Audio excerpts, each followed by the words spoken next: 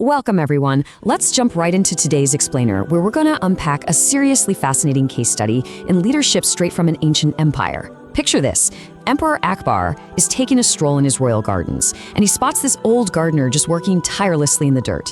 When Akbar asks him why he's working so hard, the gardener says that putting in the hard work today ensures the garden won't dry up tomorrow. Well, this simple, everyday devotion triggers a massive philosophical question in Akbar's mind, one that he brings straight back to his royal court.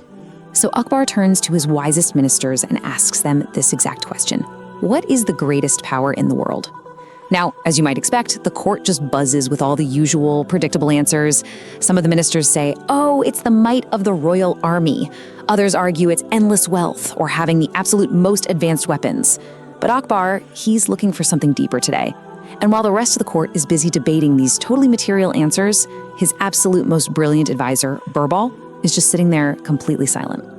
Finally, when Akbar asks him directly, Birbal gently delivers this profound statement.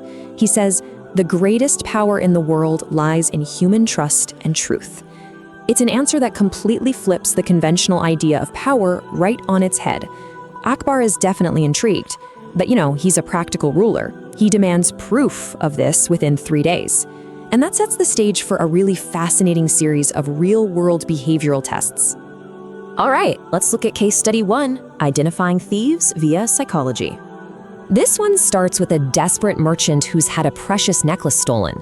To find the thief, Birbal makes this huge, sweeping public announcement.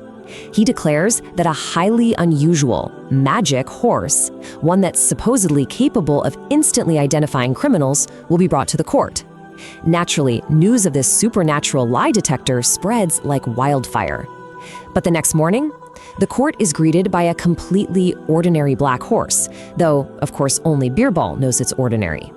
Birbal basically turns the royal court into an ancient forensics lab with these steps. First, he places the horse in a dark, enclosed tent and secretly coats its tail in a really strong, fragrant perfume. He then instructs all the key suspects to go into that dark tent one by one and pull the horse's tail. He even warns them, saying the magic horse will neigh loudly if the true thief touches it. So one by one, they go in, and they come out in total silence. Then, Birbal does something totally unexpected. He systematically goes down the line and smells their hands. Suddenly, Birbal points to one trembling man and declares him the thief. But wait, how did he know? Let's pause and ponder this for a second. Why did only one suspect have completely odorless hands while literally everyone else smelled strongly of perfume? What psychological mechanism was Birbal actually banking on here? Well, here's the answer. It's the purest psychology of guilt. The innocent men had absolutely nothing to hide, right? They trusted the process, confidently walked into the dark, and grabbed that perfumed tail. But the true thief? He was terrified of the so-called magic. His own guilt made him avoid touching the tail entirely, hoping he could just outsmart the test. Ironically, his attempt to hide the truth is exactly what exposed him. After the thief confessed, Akbar was just stunned by Birbal's cleverness. But Birbal humbly reminded the emperor that catching a criminal isn't just about applying brute force or authority. As he put it, it requires a pure heart and right thinking. He beautifully elevated what looked like a clever parlor trick into a genuine moral philosophy of justice. Okay, let's move to our next scenario. I mean, we've all seen stubborn neighborhood disputes, but in this village, a bitter feud erupts over a single old well.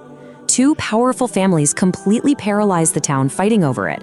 The bickering gets so intense that the village children are literally going to bed thirsty. So how do you solve a stubborn dispute where both sides completely refuse to back down and claim absolute ownership? Akbar initially just wanted to send in armed guards and end the whole thing by force, but Birbal asked to visit the village instead. He stands there, listens to the endless screaming and accusations, and then he delivers this totally unexpected ultimatum. He says, if the well is causing so much grief, he's just gonna have it permanently filled with dirt by nightfall. And it's a brilliant psychological bluff, because shared loss reveals shared responsibility. The very moment Birbal threatens to destroy the well, both families completely panic about the whole village suffering. Birbal just smiles and points out the obvious hypocrisy. If you guys genuinely care about the village, why are you hoarding the water? The stark threat of mutual destruction forced them to finally take responsibility and clean the well together. Moving right along to case study 2, the logical end of greed. Let's see how Birbal tackles this bizarre dispute over a bag of gold. We've got a tense standoff here with two very different stories. On one side, this greedy, wealthy merchant rigidly insists his missing bag contained exactly 100 gold coins, and he's aggressively accusing the other man of theft. On the flip side, we have an honest, terrified woodcutter who simply says he found the bag, didn't even bother to count the coins inside, and brought it straight to the court to return it to whoever owned it. To solve this one, Birbal does something incredibly simple but highly effective. He just takes the disputed bag, right there in front of the emperor, opens it, and counts the gold coins out loud, one by one for the entire court to see. The total number inside? Exactly 80 coins. With a quick stroke of genius, Birbal turns the merchant's greed into his own trap. He looks at the wealthy man and says, "Well, you clearly stated your bag had 100 coins. Therefore, this 80-coin bag cannot possibly be yours." Boom. Birbal used pure, undeniable logic to instantly protect the honest woodcutter and expose the merchant, who had totally fabricated the number just to squeeze extra profit out of ruining a poor man's integrity. Which brings us to case study 3, real justice and true empathy. We now escalate from courtroom logic to life or death stakes.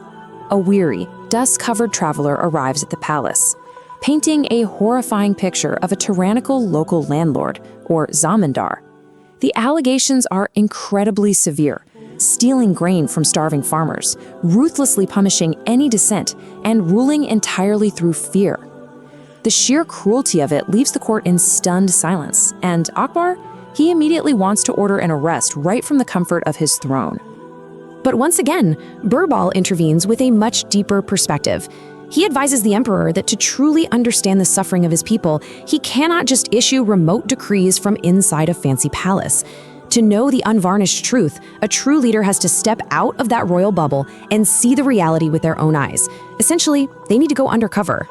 So, disguised as commoners, the emperor and his wisest minister secretly travel to the village.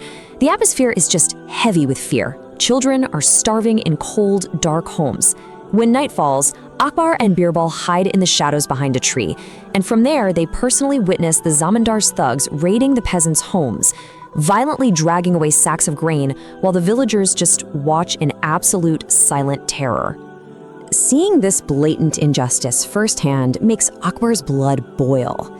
As they watch from the dark, Birbal leans in and shares this exceptionally powerful observation. A government that cannot protect the poor has incomplete power. It's such a striking moment. Military might and vast wealth, they mean absolutely nothing if the most vulnerable citizens are left to suffer in fear. Well, the next morning brings a deeply satisfying climax. Akbar steps right out into the village square and strips away his disguise, revealing his true imperial identity to the shocked villagers and to the suddenly terrified zamindar. The emperor immediately seizes the tyrant's hoarded wealth, redistributes it directly back to the starving families, and permanently banishes the cruel landlord from his empire. As they travel back to the capital, Akbar freely admits how much he's learned. He comes to this ultimate realization. Justice isn't just some administrative task you do from a throne room. It requires active empathy. You have to literally feel the pain of your people. Birbal's challenge fundamentally changed how the emperor views his entire role as a leader. And that brings us to the final verdict of our case studies.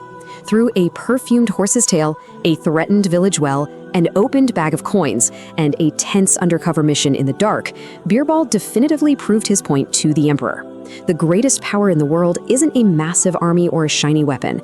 Power without empathy is fragile, and it always leads to tyranny. But power rooted in truth and human trust, that is what creates true eternal justice. Which leaves us with this final thought to consider. We might not have magic horses or undercover emperors running around today, but these ancient lessons still resonate deeply, don't they? Ask yourself, in today's modern world, does our justice system rely a little too heavily on sheer power and punishment? Or do we still leave enough room for genuine truth, shared responsibility, and true empathy? Thank you so much for exploring this fascinating historical explainer with me. Until next time, keep questioning and keep learning.